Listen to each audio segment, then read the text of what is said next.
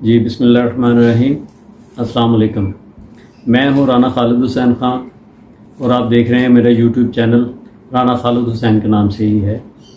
आज है 26 सितंबर 2021 और आज हम लोग बात करेंगे यूएनओ के जनरल असम्बली के इजलास के हवाले में, जो खान साहब ने वहाँ पे स्पीच की है उस हवाले से। तो ये जनरल असम्बली का 76वां इजलास था।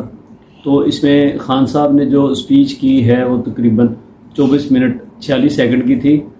तो इसमें पहले मैं आपको बताता चलूँ कि इस दफ़ा जो खान साहब ने अपने जो माशाल्लाह से 3 सालों से इमरान खान साहब हमारे प्राइम मिनिस्टर 3 सालों से जो उनका रिकॉर्ड चला आ रहा है उसको उन्होंने कायम रखा।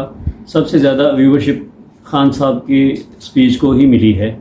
तो उन्होंने अभी तक 3,26,000 लोगों ने खान साहब की स्पीच को सुना है और बाकी फिर वो कहते हैं कि कोई मुकाबल नहीं दूर तक बल्कि बहुत दूर तक।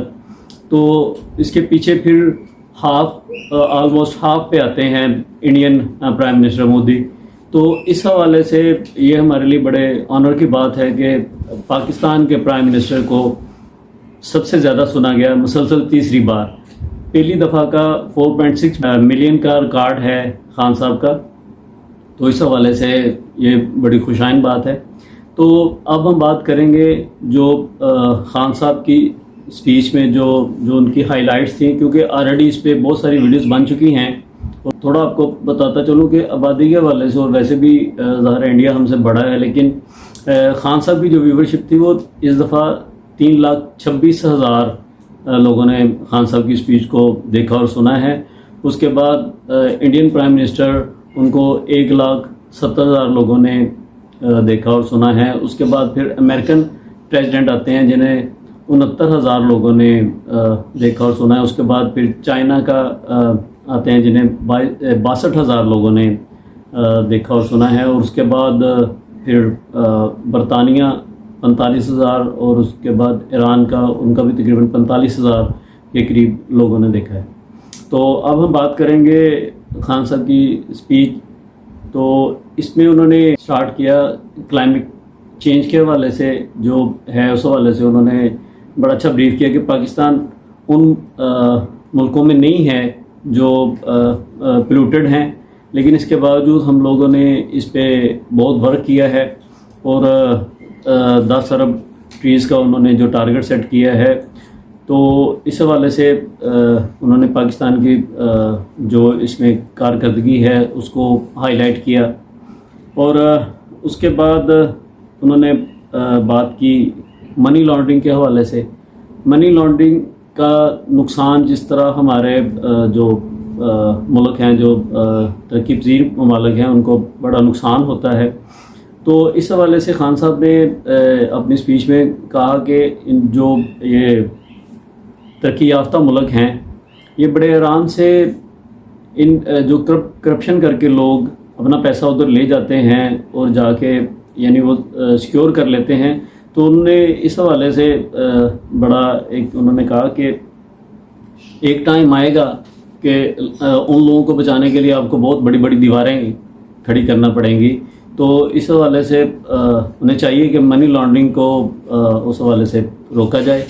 FATI के मुताबिक 7,000 अरब रुपए के करीब दूसरे मुल्क में पैसा चला गया है।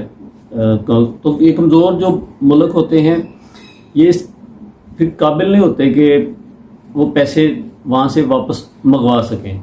तो इस हवाले से खान साहब ने कहा कि इन चीज़ों की रोकथाम होनी चाहिए। इसके बाद खान साहब ने बात की इस्लामोफोबिया पे। इंतहा पसंद और दहशतगर्द ग्रुप्स मुसलमानों को मज़ालिम का निशाना बना रहे हैं।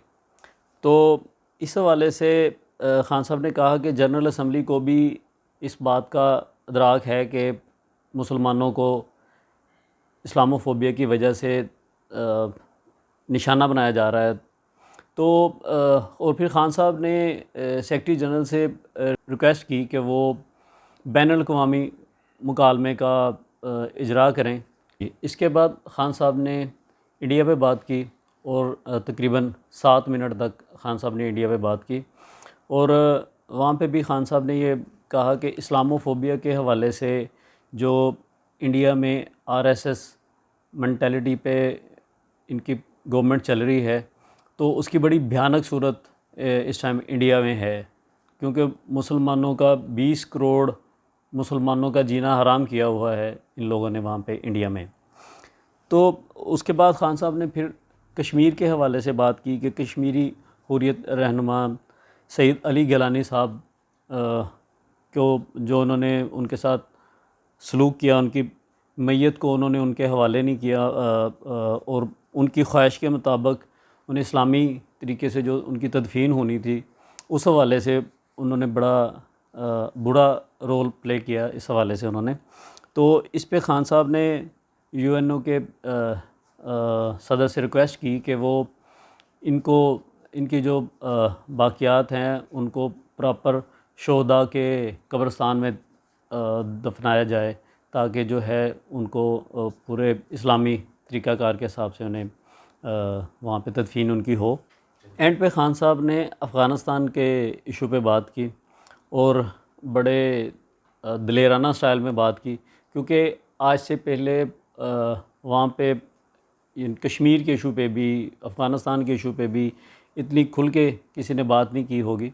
तो ख़ान साहब ने वहाँ पे उन्हें रियलाइज़ कराया कि बहुत सारे लोग ये समझते हैं कि पाकिस्तान अफ़गानिस्तान में जो मौजूदा सूरत हाल है इसका ज़िम्मेदार पाकिस्तान है, हालांकि ऐसा नहीं है। अफ़गानिस्तान के इशू पे ख़ान साहब ने वहाँ पे बताया कि जितना नुकसान पाकिस्तान ने उठाया है, अमेरिका के किसी भी इलाक़े को इतना नुकसान नहीं हुआ।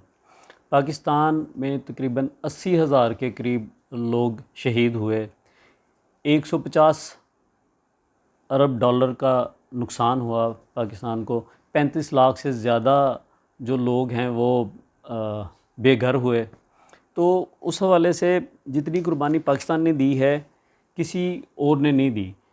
1999 में जब सोवियत यूनियन अफ़गानिस्तान से वापस गई तो उस थोड़ी देर बाद अमेरिका ने भी पाकिस्तान का साथ छोड़ दिया और 1 साल बाद तो उन्होंने पाकिस्तान पे पाबंदियां लगा दी। तो इस हवाले से ख़ान साहब ने एक और चीज़ को हाईलाइट किया कि याद रहे कि अमेरिका ने पाकिस्तान में 480 के करीब ड्रोन हमले किए हैं, जिससे ज़ाहिर ड्रोन हमला इतना एक्यूरेट नहीं होता कि टारगेट को अपने पूरे एक्यूरेसी के साथ वो हिट करे, तो उससे दूसरा भी नुकसान ज़्यादा होता है। तो उस हवाले से ख़ान साहब ने बताया कि जब ये सारी चीज़ें हो रही थी तो उसके रिएक्शन में जो सारा दहशतगर्दी पाकिस्तान को बर्दाश्त करनी पड़ी। तो इस जनरली ख़ान साहब का जो ख़िताब था बहुत दिलेराना स्टाइल में था।